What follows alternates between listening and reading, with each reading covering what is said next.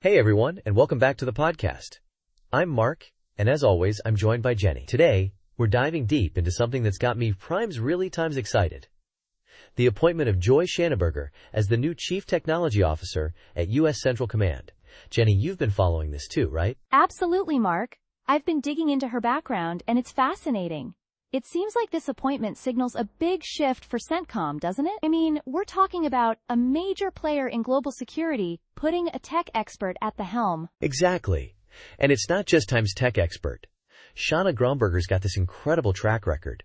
She was a senior advisor to the Deputy Secretary of Defense, Kathleen Hicks. She founded the Boone Group, which focused on accelerating technology for defense. She's all about bringing innovation to, let's face it, a traditionally times not so nimble times sector. Right, it's like she's been brought in to shake things up. But, okay, let me play devil's advocate for a second.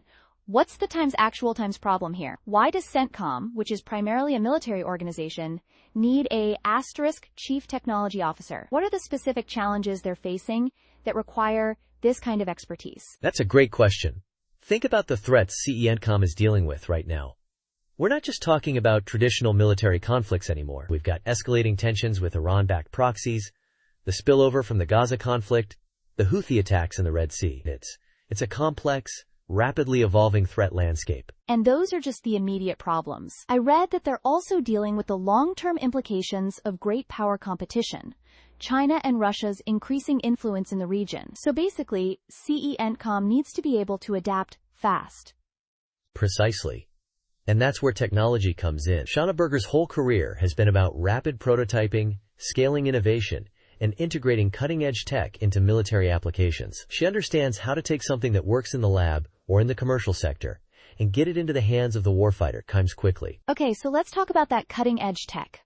We're hearing a lot about AI and autonomous systems. What does that actually mean, * in the context of CENTCOM's operations? Think about it this way. CENTCOM covers a * huge times area of responsibility. The Middle East, parts of Central Asia.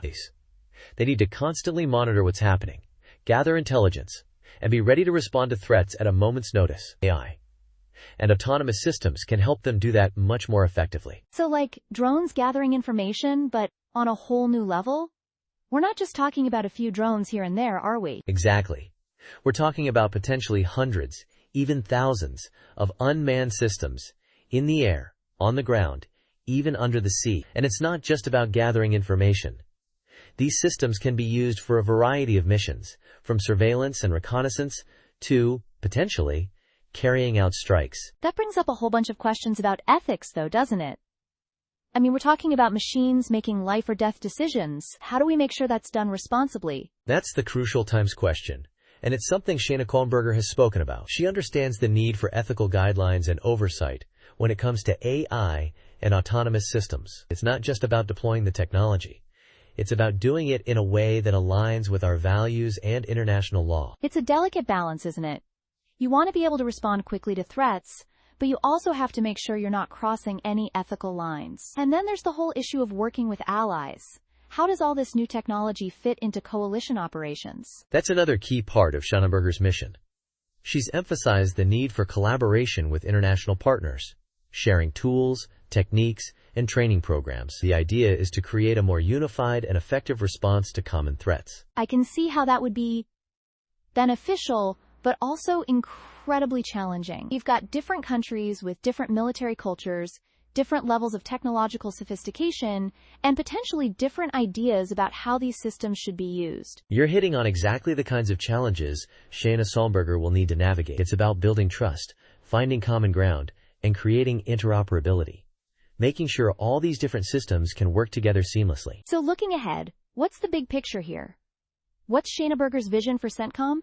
And how will this appointment impact the region in the long term? I think we're going to see a much more tech-forward CENTCOM under her leadership. A greater emphasis on AI, autonomous systems, and cyber capabilities. It's about modernizing the military, making it more agile, and ensuring it's prepared for the challenges of the 21st century. But with the speed of it all, who knows? It's a fascinating and somewhat daunting prospect. We'll definitely be keeping a close eye on how this unfolds. Thanks for breaking it down, Mark. My pleasure, Jenny. Always happy to nerd out about this stuff. And to our listeners, thanks for tuning in. We'll be back next week with more tech insights.